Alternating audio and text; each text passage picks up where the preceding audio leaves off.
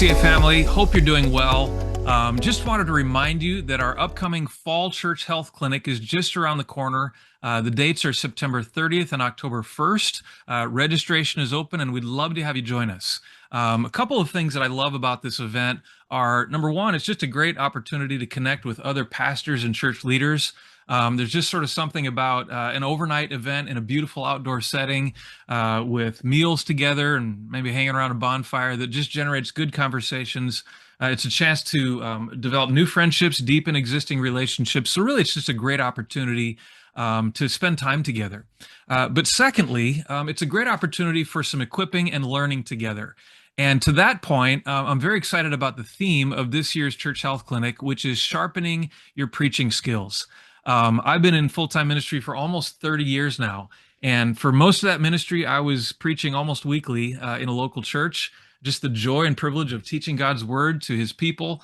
And yet, having preached all those years, I still feel like I'm growing as a preacher. There are still things that I know I need to improve on. And I suspect the same is true for you. In fact, if it's not, that should be a concern. I think it's a concern when we start getting into kind of that cruise control mode where we kind of settle in and quit growing as a communicator. We always need to be sharpening our preaching skills. And so this clinic is an opportunity for that.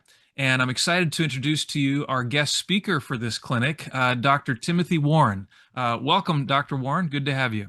Thank you, Brent. Good to be here. Yeah, it's been a long time, but I had you as my homiletics professor, preaching professor at Dallas Seminary many years ago now, back in the 90s when I was a student at Dallas Seminary, and really benefited from that course. So I know you pretty well, but a lot of our listeners here probably don't. So let me just give you a chance to just maybe say a few words about yourself. Let us kind of get to know you a little bit. Okay.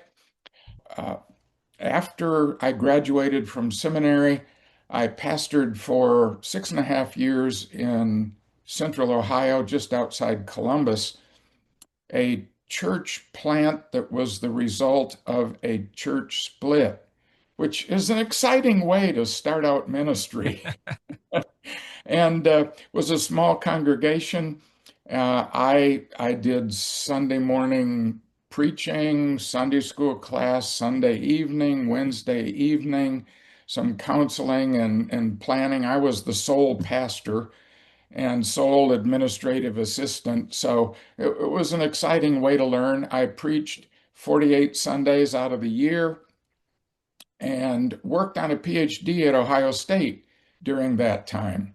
PhD in communication studies, had a believer as an advisor, and that was very helpful. He knew what I was aiming for, and so was very helpful in working in that area of hermeneutics and homiletics.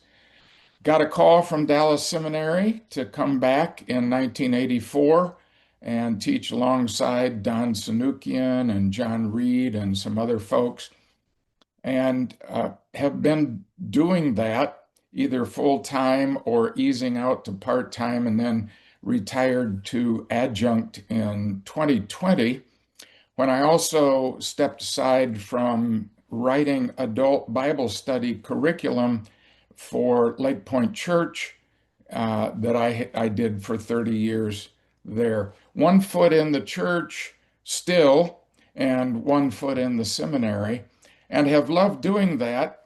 In 2020, started working with Preaching Camp, and that was a teaching, coaching, facilitating pastors, because I knew what it was like, to be the pastor out there and going, who's going to help me with my preaching? Who's going to be able to give me some feedback like I got feedback when I was in seminary?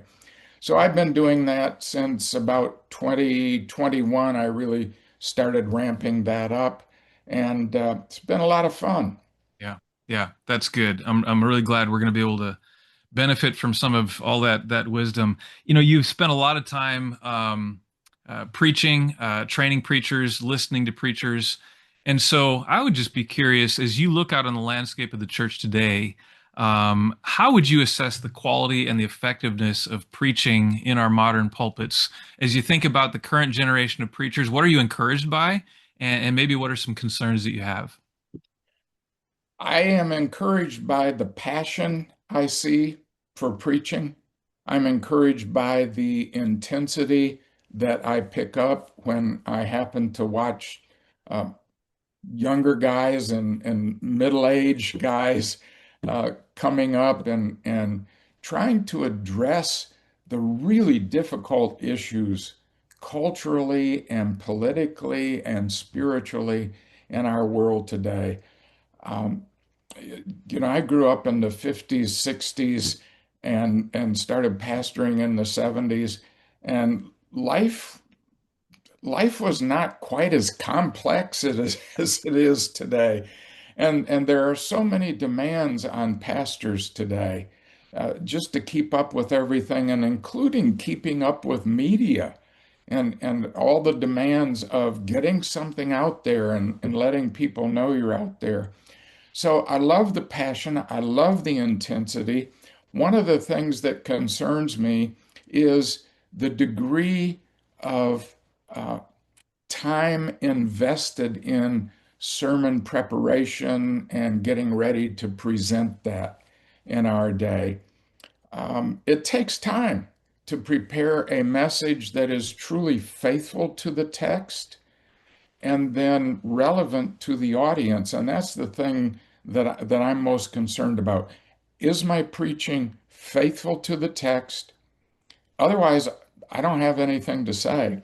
But is it relevant to the audience? I always say text focused, text centered, audience focused. Hmm. Text centered, audience focused.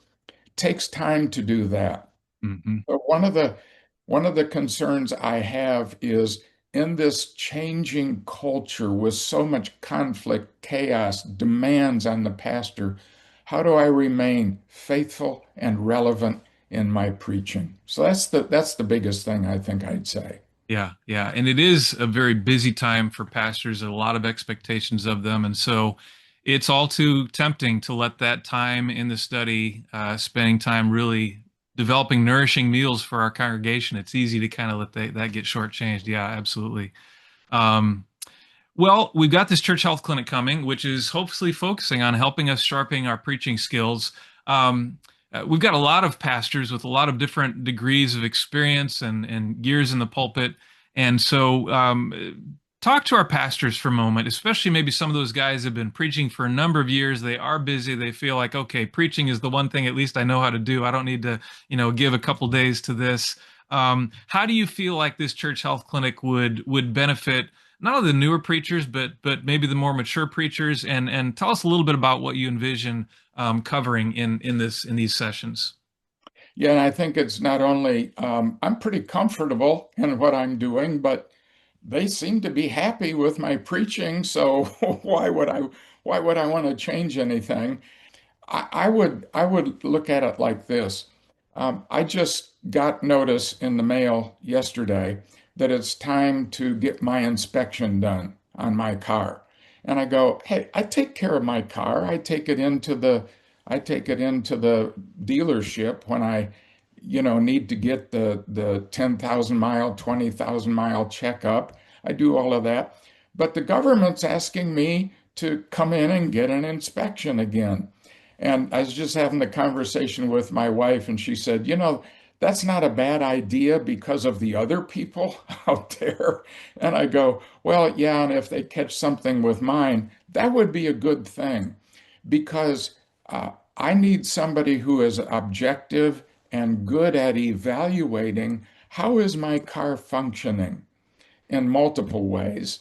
And that's where I think it's helpful once in a while to kind of get a checkup on what's going on. And so I think maybe this church health clinic can be a reminder of these are some of the important things that you want to pay attention to when you're looking at how can I be more efficient in my preparation. I want to be faithful, but I want to be efficient as well. And how can I be effective when I think about relevance? So looking at what is my model? What is my process that I use when I come to preach? And how is my preaching different from many of the other things that I do in the ministry? Teaching a Bible study or giving more of a theological lecture, maybe on a Sunday evening or Friday evening or whenever you have an opportunity to do that. And then getting into maybe a review of what do my introductions look like? What do my conclusions look like? How can I be most effective in doing that? Where do I get supporting materials? And, you know, just some of the basics that you would go through and say, checkpoint on that, checkpoint on that, checkpoint on that. I think some of those things can be helpful as reminders of how am I doing in regard to some of these things. Yeah. Yeah, that's good.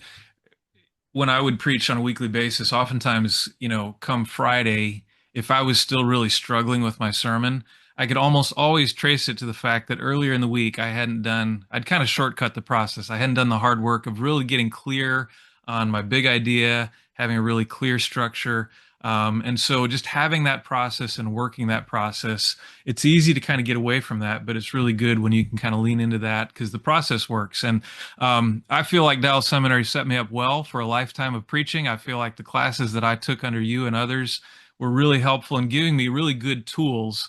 But it's like anything else. If those tools are going to work, we have to use the tools and we have to periodically sharpen those tools.